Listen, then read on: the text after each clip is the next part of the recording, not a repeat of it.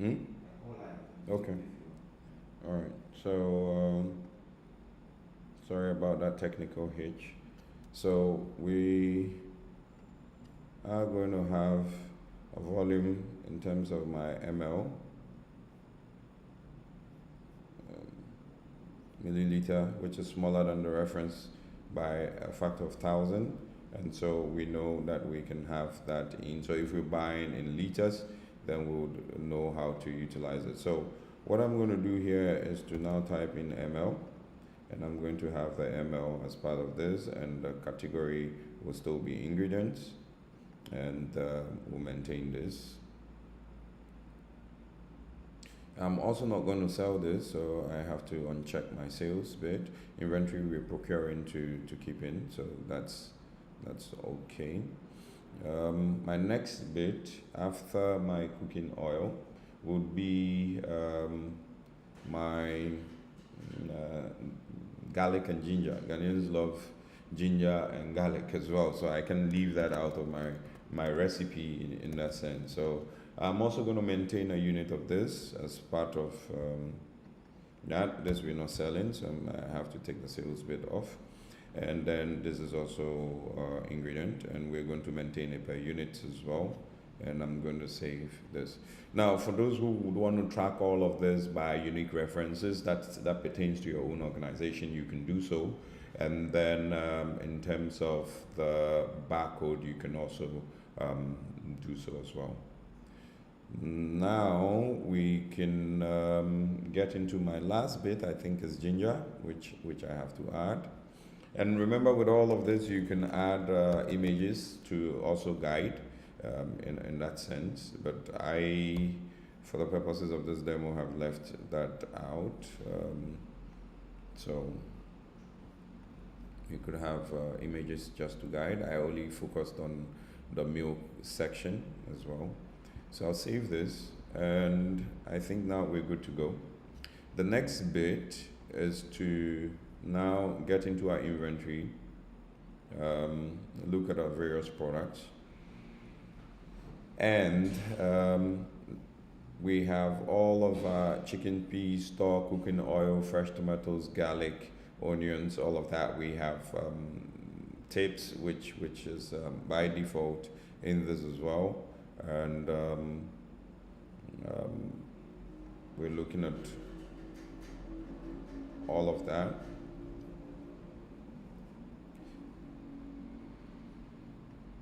And we can now go into our jollof.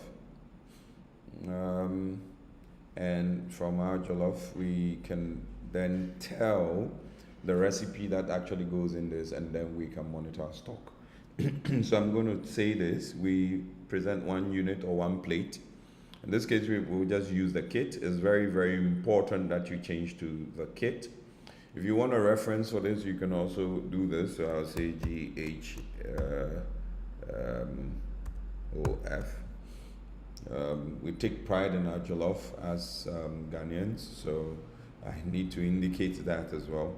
And now we're going to put in various components and the required unit of measure that is needed for a plate of jollof from our restaurant, in this case CK Eatery. And to prepare one plate of jollof, we would say we require our long grain rice. So I'll put in long grain rice quickly. And for long grain rice, we're saying that we need about 0.2 kg of it in that sense. And then we would also require chicken peas. So our chicken peas, which is very important. And for the chicken peas, we're saying that on our jollof, we're going to use about 2 pieces of chicken. And here we can also have our fresh tomatoes, which goes into it. And then we'd use fresh tomatoes. Maybe we use about, for one, we'll use 2 units. And these are just guess estimation. Don't make fun of me if I'm not getting it right. I put a disclaimer when we started that I'm not a chef, so forgive me if my quantities are not right. And then for the tomato paste, I'm going to use maybe 0.5. of half of the sachet in a sense. And then for my onions, I'm also going to use half of it, so 0.5. And then for my chicken stock, some people can call it Maggi, I would use just 1 unit of this. And then I'm going to also use a bit of cooking oil, this part, because we'll have our chicken fried as well. And for the cooking oil, I'm going to use 50 ml. Right. And then I would also have my garlic as part of this. And for my garlic, I'll use 1 unit, and ginger, I'm also going to use 1 unit. Right. Now, once this is done, I can save my BOM. And this is the recipe that goes or translates into my jollof. So if I have to just recap a bit, because you would notice that I created the jollof first, and the very key things to it, and my inventory column, I said this will be manufactured, and I have a bill of material that goes with this, and I allow this on my point of sale as well. And I said, if I'm selling this, then and this is how it's going to be. Now I made mention that, let me just make this 100. I want my taxes to be inclusive. So if you look on my screen now, you'll notice that taxes is adding to it. So I have about 22.9. Let's look at what formulates that, because I have some tourism levy as part of the hospitality bid, and then we're doing our usual tax on top of it. So that's what scales this up. But what I want to do is that all of this 22 CDs should be contained in this, so that my price without tax comes to about 80 something CDs. Now to do that, I would go back into my settings, and then under my accounting menu, I would go to my taxes, and then you'd see that here I'm saying that tax prices, are tax excluded, sorry. I wanted it included, so I can quickly just change this. And when I get back, the system should recognize and calculate those inclusive taxes for me. So we can go back into inventory. That's a shortcut. You can just, within the Odoo menu, you can just type where you want to go to, and then I can delve into products. Now, once I display my jollof rice, we should see that our tax exclusive now comes to about 81.38, and then our selling price itself is going to be about 100.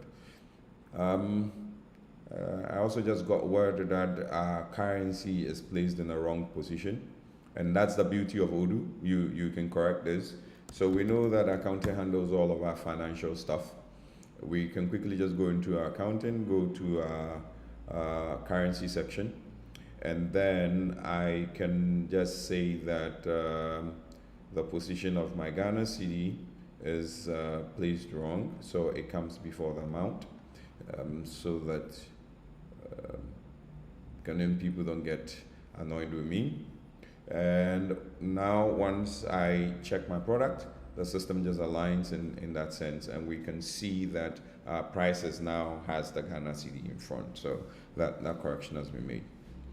So now we're set, but we do not have quantities in terms of the products that we have, and we can look at our stock reports and would see that basically everything is zero. We have not purchased anything. So to sell to our customers, we will need to stock our inventory first, and then out of that we can prepare our jollof rice. And you notice the categories that I had, you can just turn on only ingredients so that you can see the stock levels for your ingredients, and then we can also go to food bit, which is the items that we're actually selling, and then we can also see the quantities and the cost that form this. So now we have to go to market, buy all of our raw materials, and then we can start selling within our POS. I'm going to go to my purchase section, and on my purchase section, I'm basically just going to buy from one vendor. We have the option of buying from separate vendors. Maybe I'll just do two of that. So I'm going to create example vendor one, or let me make it more realistic. I'd say we're going to Makola shopping mall, shopping center. And I can just, usually I love to create an edit so that I can put some context to the account that I'm creating. And I'll say this is in Accra and located in Ghana as such. And I can save and close this. All right. Expected date of arrival, maintain today, because we're just going to use this. Now, the reason why I'm just going straight on this, I'll just explain a bit of the procurement process.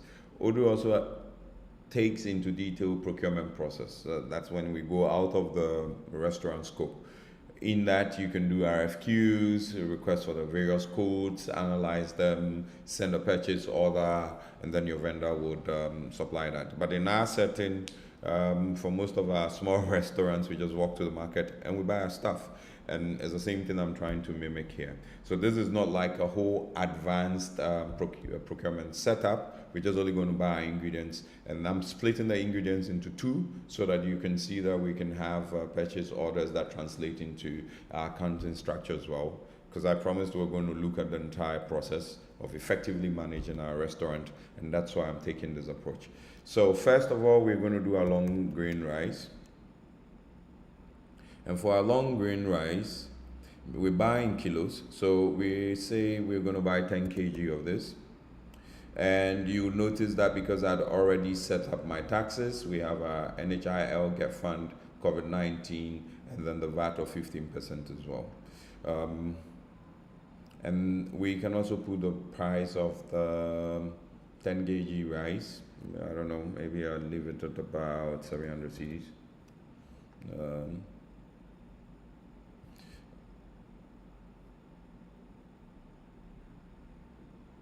Oh, sorry, 1 kg, if I want 700 cedis of it would be 70, sorry. I should have just put in 10 kg as well so that I can select the 10 kg, but I just put 10 here and then the unit price was 7, I just have to define that. So, yep. So there's another thing that we've noticed. So what I'm going to do here is, because I did the default VAT inclusive, I've noticed that the system is also including this. So I'm going to quickly also tell it to view this from a purchase perspective, and that is done, all of it included. So let me just exclude this now, and then we can do it inclusive when I get to my POS section. Apologies about that, so that we get our computations right. So I'll come back to my purchase, and yep, if I get here, I'm going to add the long grain rice again so that it refreshes. Long grain rice, and we said we're buying 10 kilos. And for my 10 kilos, I said a unit price is 17. So we have that. And then now I can calculate on top of it, and that's how I want it. Then the next bit would be our chicken piece. So chicken piece, we can say maybe unit or dozen or something. So I'll just assume we're buying dozens. And then for a dozen, we're going to say 1 dozen would be, I'm not so sure of the price. I'm just going to put 200 cedis, sorry. And then we are going to also put in fresh tomatoes. So fresh tomatoes would be, would also say we're buying a dozen. We can add a box, but I just maintain it at a dozen. And I'll say this dozen is also maybe 100 CDs. Then we can also add our tomato paste, and that we'll be buying maybe 10 sachets. A sachet is maybe 5 CDs. And then we're also going to add onions. And for our onions, I would also say we're buying a dozen, and cost for a dozen would be, let's say a dozen would be 50 CDs. Then we also going to add our chicken stock. The chicken stock, we're also buying a dozen because we're stocking it. And then I would say for a dozen chicken stock will be sold at, I don't know, 30 CDs. Then I'm going to add our cooking oil. Cooking oil, we're going to buy in liters, so I'm not going to use, I'll just say liters. And then we're buying maybe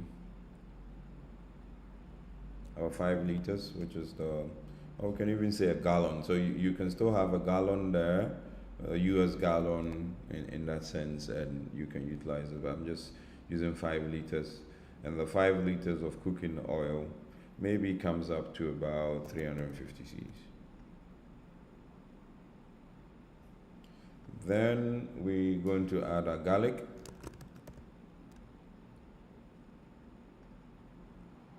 And for our garlic, we can add some more. And then I'll put that there.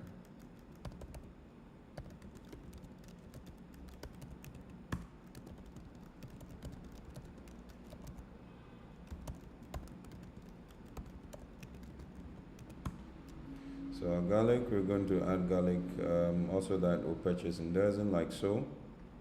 And then we can also say that for the garlic, we would maybe buy that 1 dozen at 20 CDs. Right. Then our ginger, ginger, we also purchase in dozens, and we can also put the same unit, 20 CDs. So that's our shopping list. We've gone to the market. In total, we're looking at spending about 3,559, including all of our taxes. And there's one wonderful thing that's going to happen. So since this is connected to, and I'm going to explain the fields, it's connected to, we have one warehouse, which I didn't say. That is where we're going to store all of our stuff. Once I confirm this order, it is also going to alert our inventory that, hey, get ready, we have some things coming in, and so we can just quickly start working on it. So I would see that bit here, which the system tells me is in the mode to receive this. And when I get into my inventory, I would also see that it's ready to receive. So let me just quickly go in here and say that, yeah, we got this from the Makula Shopping Center, which is true. These are all the items that we're buying, and then I'm going to accept them into stock. And I would come back into my purchase order and complete. So you have things that we call like the purchase or control policies. You can set that in the way, a manner that you want. In that you can decide that you can only generate bills to pay for whatever that you had only when you've received the items to your warehouse or to your stores, or the other way around would be that you can still proceed, raise the invoice, pay for it, and then the items will be sent back. Another thing I also want to put in is that all of the items, things that you do, would be in our charter here, and that also guides your other team members to see the sort of activities that have gone on this particular record within your purchase order. So yes, I'm going to quickly create a bill, and this bill I'll leave it. We'll come back to it in our accounting section. So let me just save this. My concentration here is going into our inventory now, and then let's see if the system has actually done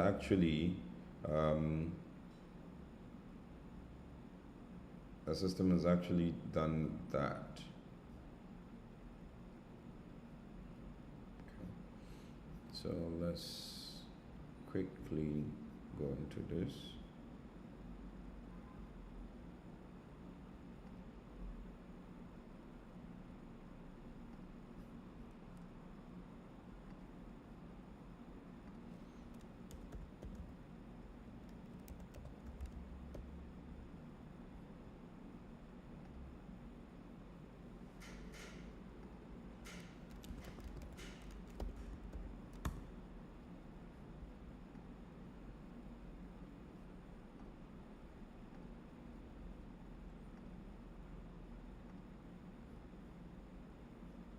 Okay.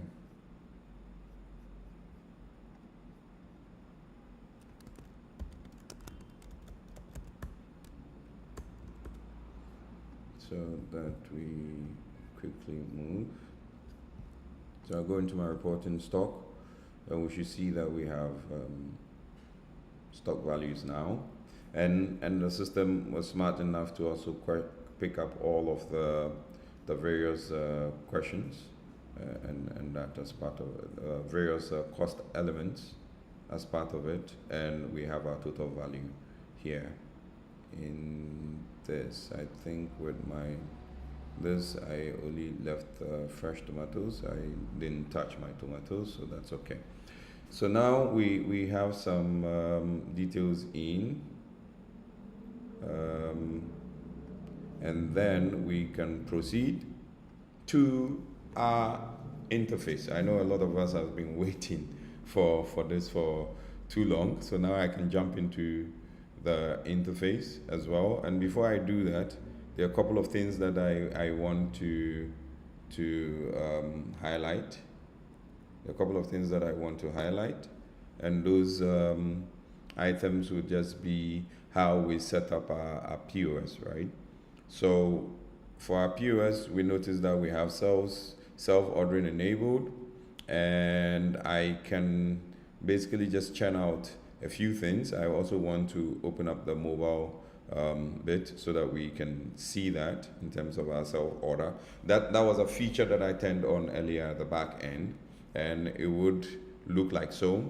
POS is not open, so it says currently we're closed, but we can enable that shortly. And now I am going to go in and open my register, or cash register for sales now. So we'll open cash register for sales. We know we have our ingredients. And whilst I'm also doing so, I'll be switching between tabs so that we can monitor our inventory levels whenever there's a sale. And you'll notice that on our reporting, when we look at our ingredients, we have all of this set up properly. And when I come to my food bit, jollof rice, we know we have 6 on hand, and then we have a certain value for it as well. So now let's get back into our POS. We are opening with, we can open a register. I didn't upload my floor plan, but I'm going to get to that very soon. Then I can decide that I want to take, but I don't want to do that now. So let's just quickly get into our order. I think I just have to, let me just quickly do this. Go to the back end and then do a floor plan quickly. Maybe put like 5 tables and we should be good to go. So I'll go into my settings and under that I can indicate that I want to see my floor plan quickly.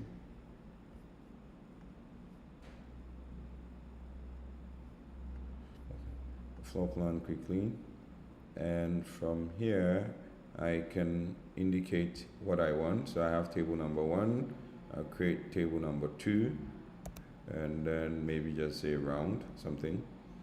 Table number 2 maybe sits 4 people, and then I can go to table number 3. Table number 3, maybe table number 1 sits 2 people. Table number 3 would sit 2 people, and then I can add table number 4. That also sits this. I'll change it to square. This I'll change it to round so that it looks. Table number 3 also sits 2 people, and then I'm going to change this to round so that we have some nice rectangle round tables set up, and I can save this. Apologies for not doing that earlier. And we can even upload the plans and arrange them in a weird manner that you want, but I've just color height and all of that. So we can do all of that and set that as part of it, right? So what I'm going to do is just change the colors so that we can have some it gets close to our unique color. So the round ones, I'm going to maintain this, and that's good for the round ones. And I'm going to use my color picker tool to pick the color so that they're all uniformed, right? And I'll leave the square ones or rectangle ones as that, right? So let's go back to our POS dashboard and continue selling.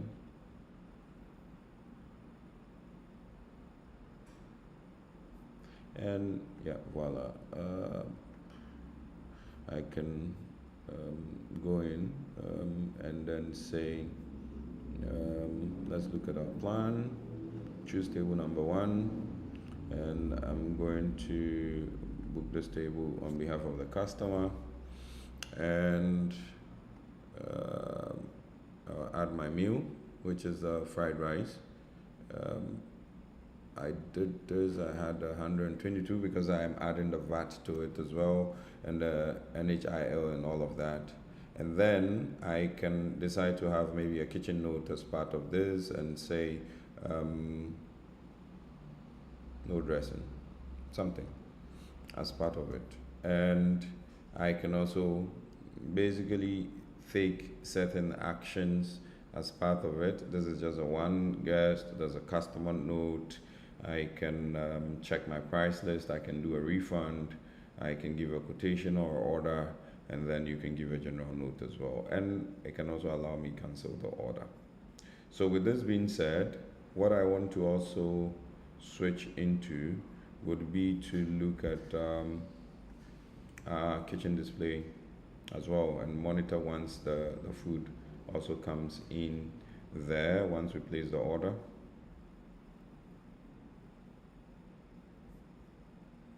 So our restaurant, let me just quickly do that. Point of sale would be eatery, and then we'll say all product categories rice meal, and we can set this, and I can just put this kitchen.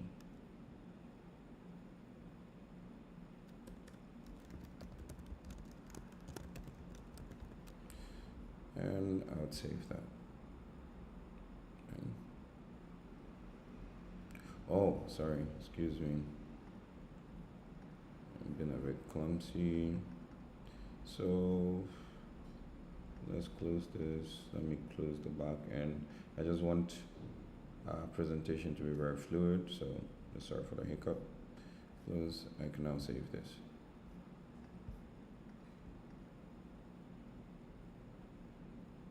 Okay. Let's say session. Let me just close the session quickly.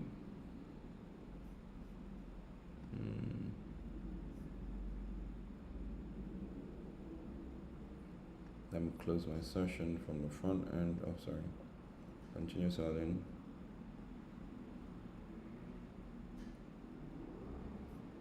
So I don't want to do a sale now, so I'm going to close register. And yeah. So that I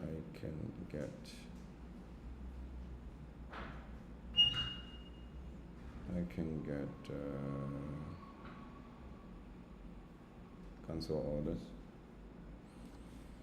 cancel orders, and then I can go ahead and close this. Okay, good. So now with this, I can save my kitchen display so that I can have a preparation display now, and we also have order status screen to monitor. Sorry I didn't set this earlier, but now we have it set, so I can go back and then open my register quickly. I can open the register now.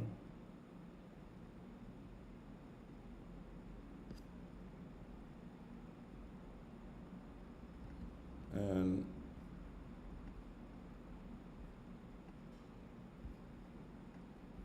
the table is not arranged in the manner that I wanted, but that's fine. You can go ahead with maybe choosing a particular table, table 4. I'm going to book this table, open up 4. I would add a meal to this, and I can, just as I said, have a note, no dressing, allow that. I can take customer details as well. In this case, a customer who's eating would be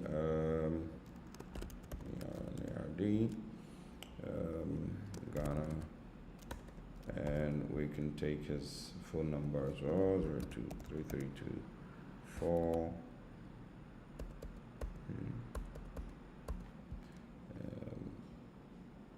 And we can have maybe something similar as the mobile number, and just put 1 and save that. And we've taken customers' order. Bear in mind, Odoo also has a mobile app which you can also view majority of this on. So now, with this being said, let's just go to our orders and then check. And we can go to our preparation screen as well, so that we can view both screens. I just want it active. So we can now go here, and he's ordering the rice. We can go ahead and order. And once we place our order, we should have that as part of our order. I'm not going to put it on the table. We're okay. Let's still look at this, and then we'll wait for actions.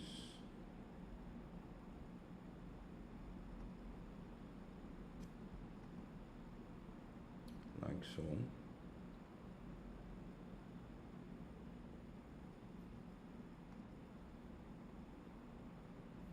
And sorry, just give me a second.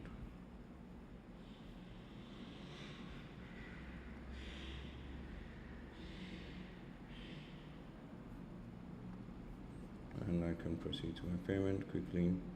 Let me just make my payment on this and validate. Which gives me my receipt, looking nice and clean. And then I can save them. Now, this is giving me a PDF screen because I don't have a printer attached to my section now. And then we basically done in terms of our orders with the first one. We've looked at this, we've paid that this order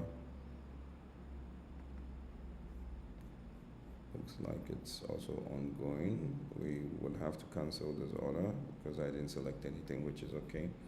And then I can switch to the back end and also show something in terms of the real time bit, point of sale.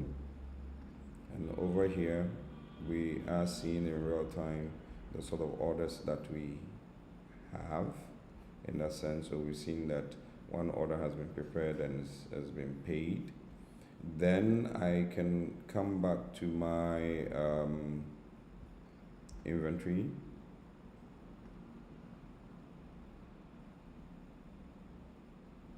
And then once I get to my inventory, I can also see that I have some others that would have left in that sense. So we can go into our move history and we can see that one unit from our POS has left in terms of the order, that the meal that we had done. So you have about 12 units of the ginger that came in, 12 units of garlic in terms of, because we bought it in dozens, and then we had a 5,000 ml initial. Now when we get back into our stock reports, we're going to now see that they have reduced. So if we look at the ginger, instead of having 12, you have 11 on hand, because that meal is gone now. The next bit is to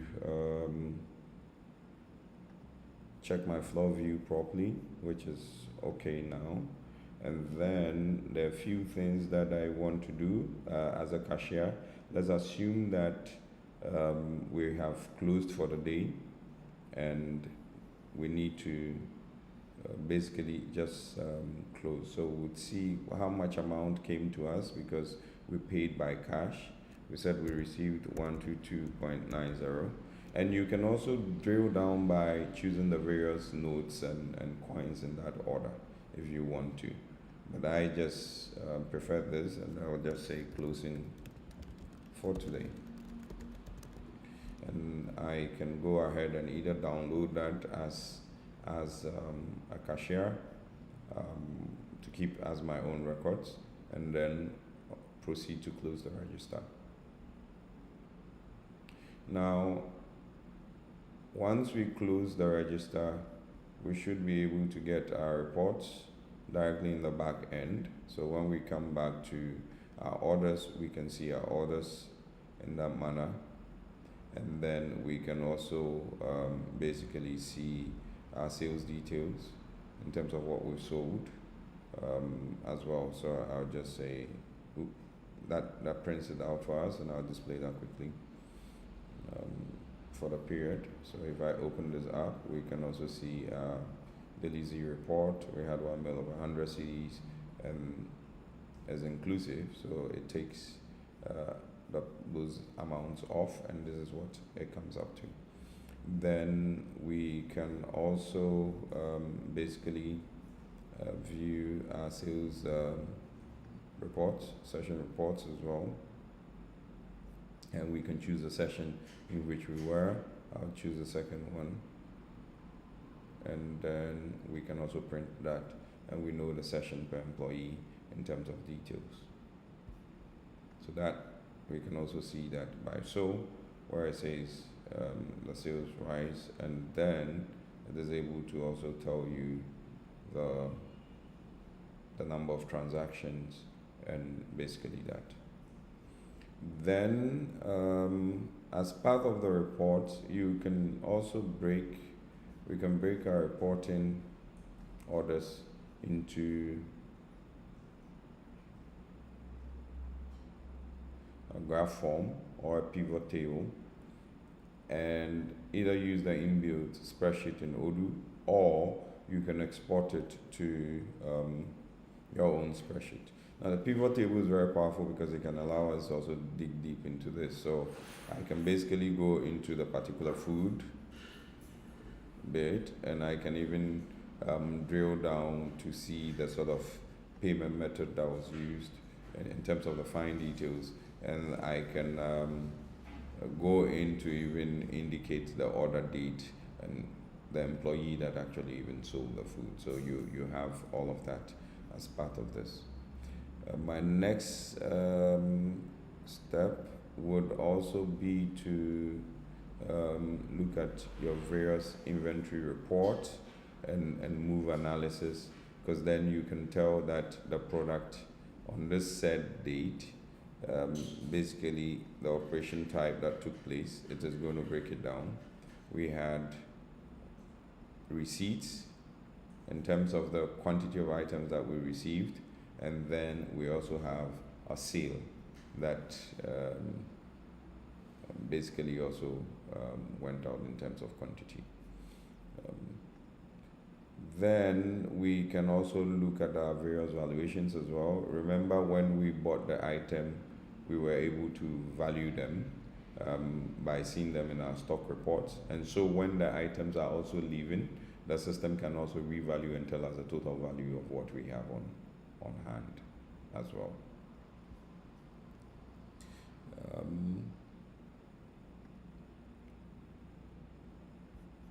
So with that being said,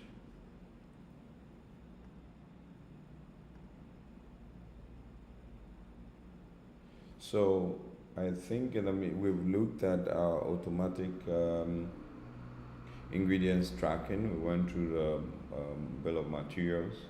We've looked at our table management in that sense. I'm going to look at our floor plan and then delve into our kitchen order display as well quickly, so that for the next sale that I do from the point of sale, we can then track on our kitchen order display. So I'll go into my settings quickly, and then I'll go to my point of sale. We have this, taking fiscal position. We don't need that. I would allow for a QR scan. I'll display that quickly. Let me turn all of these tabs off. Now on our mobile screen, once I enable or open up our session, it should be able to take orders in that sense. So I'm going to go back to our dashboard, and from here I'm going to open register whilst I work on my kitchen order display.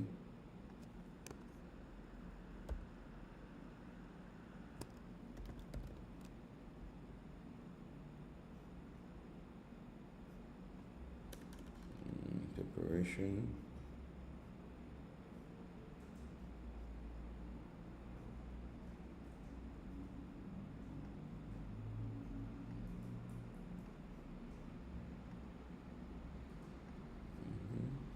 And then I can save that.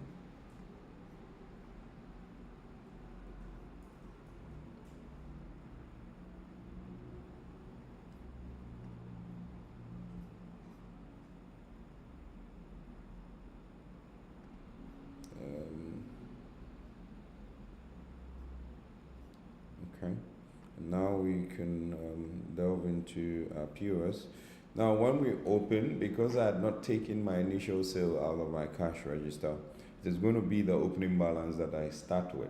Ideally, at the close of a period, the money has to leave the cash register. And sometimes when we're opening a cash register, we would need to maybe put in change and some amount of money into the cash register. And when we're closing, it has to balance out in that sense. But I left it in for a purpose. I would go back and open up the register. And this time round, I know that we indicated that we have a takeout. So I'm going to do an order without selecting a particular table. And the assumption is that this is something that would take out. And the quantity for this that we're buying would be 2. And once we are done with this, we can place an order in terms of this to the kitchen.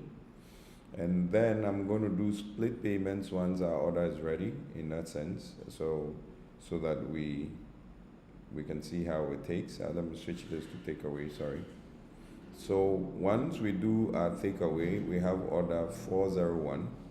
I would want to come back to kitchen display. Tells us that we are preparing this. So we have one that is in preparation now. The other bit I would also want to show would be, if I can quickly do this, go back to my POS, sorry, I have to be juggling with browsers to get this. I want to also look at the order status screen as part of this. So one is a kitchen display, the other is the order status screen. So these two tabs basically would be on separate screens. So immediately I place the order and the system knows that it is being prepared. We've taken it to take out. Our kitchen has two to prepare. They can pick it up and then tells you that it's ready. Assumption I'm the chef now, so one is ready. I can proceed to this and say it's completed once it's ready. And then on the customer screen, you can see that order 401 is also ready from the kitchen. And then from here, this order can be moved to completed, and then it gets also lost from the screen.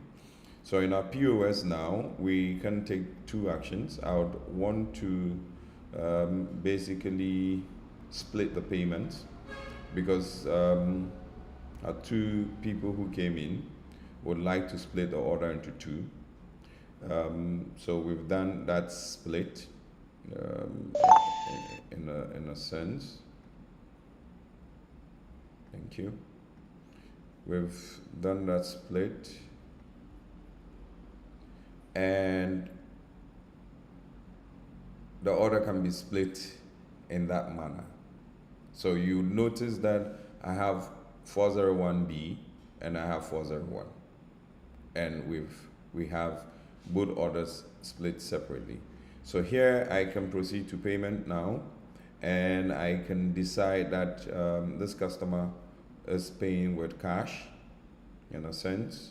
I can receive that cash and I would validate that. And this time around, you notice I just did it as a guest. I didn't pick the customer detail. Then I can go to order 401B and I would click payment, and we have various forms of payment, right? It could be that we even have some sort of a loyalty card, and customers will come in and they have an account, or while it's sitting in a restaurant, and they can pay through that. Or this customer prefers to use like a bank card as well, and we can then validate the bank card. So we have two payments for a particular order, one paid with a card, the other actually paid with cash, and we were able to split the payment into two. So that's one of the fun things that you can get with Odoo in that sense. So we do not need this. I'm canceling this order. We don't need that order. And now I can close for the day. And so before I close, assuming I'm the manager of the business, I can, let me discard, see my total amount. I would have to take it out of my cash register. So when I say close register, I would be able to determine that our total bit, so we see that cash is increased to 245.80, and then our card is 122.90. So card count, we don't count cash on card, so would leave it as that. And then I can have my cash count as well as 245.80, and that brings my total cash within the POS for the day would be 245.80 plus my one basically 22. So I would have to take that entire cash out of the register, and I want us to basically, which would be our closing point, look at those back-end stuff and on how this relates. So our total figure comes up to about 368.70. I'm going to cash this out and give a reason for the cash out. So our cash out is 368.70, so to 368.70, and would say this is called our daily sales, and I can confirm that. Right. So once I confirm the cash out, oh, I've taken more cash than I should. Sorry, I should have just taken. I have a difference of 129. So let me not close the register. I'm going to buy another table, or else we get in a negative bit of it. So I'll add another order, and that order is also going to take this 129, and then I'm going to switch that order into a takeaway as well, so that it becomes 3. And once the order goes in, we go through the same routine. We know that we have order in our preparation screen and all of that, and we can tell as well. We're almost there. So I can go ahead and place my order, and kitchen is going to get it as part of that. Sorry, order screen, jumping through too many. 405 is almost there. I'm going to just stop. Kitchen is done, it's gone ready, done, and we completed 2. So we also have a counter for the day, and I can go back in here and this time just do my cash payment so that it balances off what I want, and that's it. Validate. Okay, so our sales, in terms of going back, closing my register, sorry about that hiccup, we would have 0 cash now because it's complete. I took that 368.70 out, and then we have a card payment, which is not tangible cash, and I added both and just went through to it. I can also say this is days closing, 2 days closing, and I can close my register.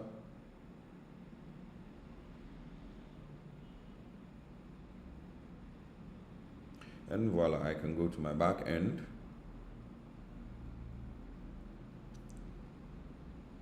and I would see my orders.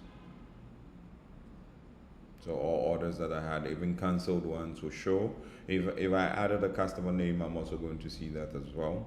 And then for the purposes of my session, how do you account for the money that you have collected? So if I go into my accounting, we'll see that. So we see that here we account for our starting balance as well, and ending balance. And then we had, because we didn't take it out of cash register initially, we had this, and then we've taken that out. So those monies that we've taken, where do they end up? So if we go into accounting, we're able to then tell that our cash we have some items to reconcile. Let me look at that quickly.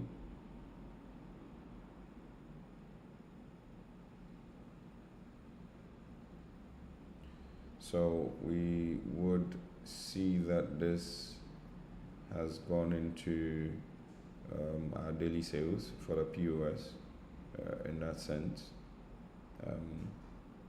And then I just want to display everything that we've had. So all of our particular sales are in, but the cash that we took out, we would have to also reconcile that. The question is, where is this particular cash sitting? Because we took that out, is evened out from our POS sale balance. So if we look at our cash register transactions, we are able to Sorry. If I look at my transaction, sorry, I'm able to trace that, and I can put in a corresponding cash balance to do so as well. So I would see that I had my initial 245 and all of that. So the assumption is when I took this 368.70, I sent it to the bank. Right. So I would have to then create the corresponding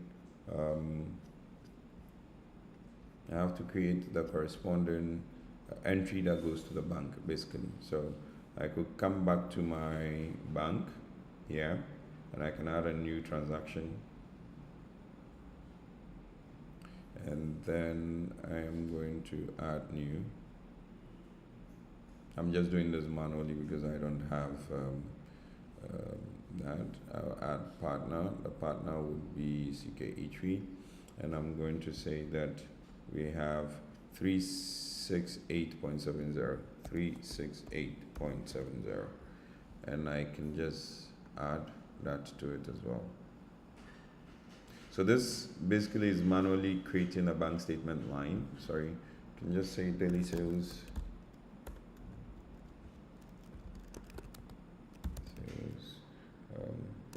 Day, and then I can just add and close.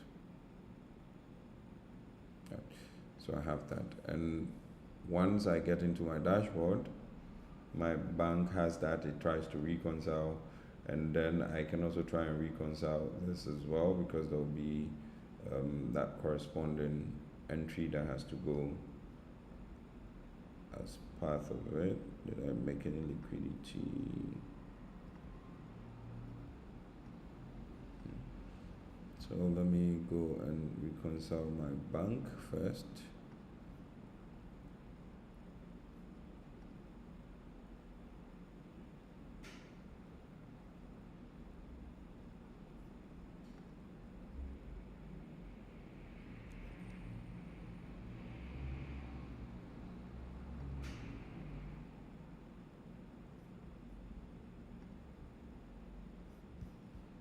Sorry, it looks like my accounting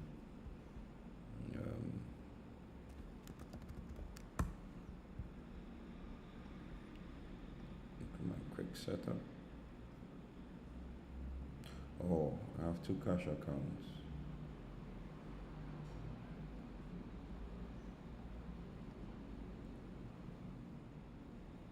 Okay.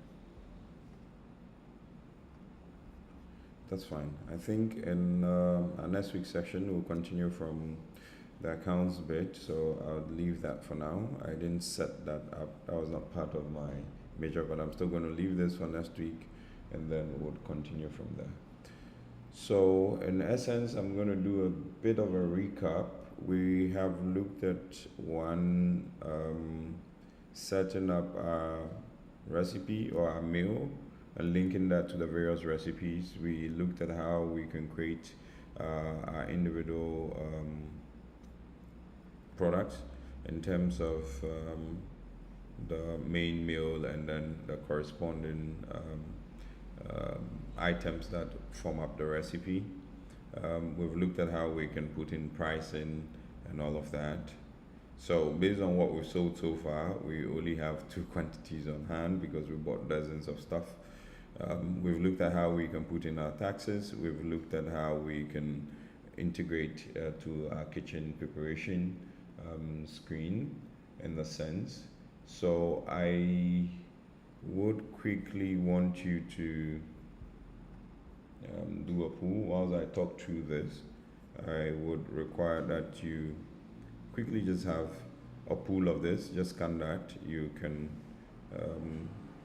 you would have the option of taking the survey, and then tell me which of these features excite you for your business. Is it the table management and floor plan, or the kitchen order display and printing, or the automatic ingredients tracking, payments, or bill splitting? So you can scan the QR code that you see on your screen, and then quickly just give me your feedback in that sense.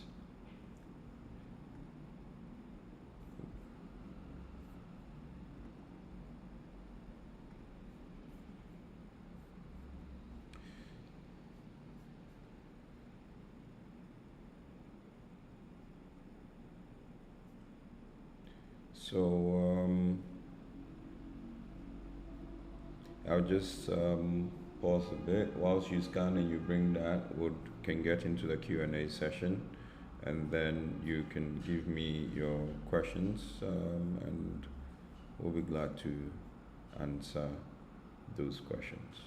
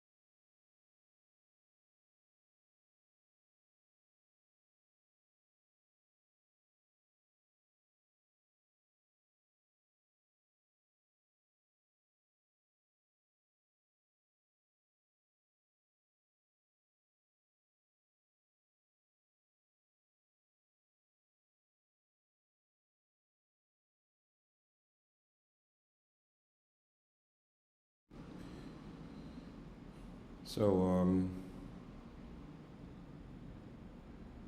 at this point, if you need any assistance, you can contact CONAK. We'll perform your needs assessment, setup and configuration, customization, do your staff training and support. For a standard restaurant, it will take us about 2 to 4 weeks to start you up to go live, and then basically you can just get in touch with us on info@conaktechnology.com.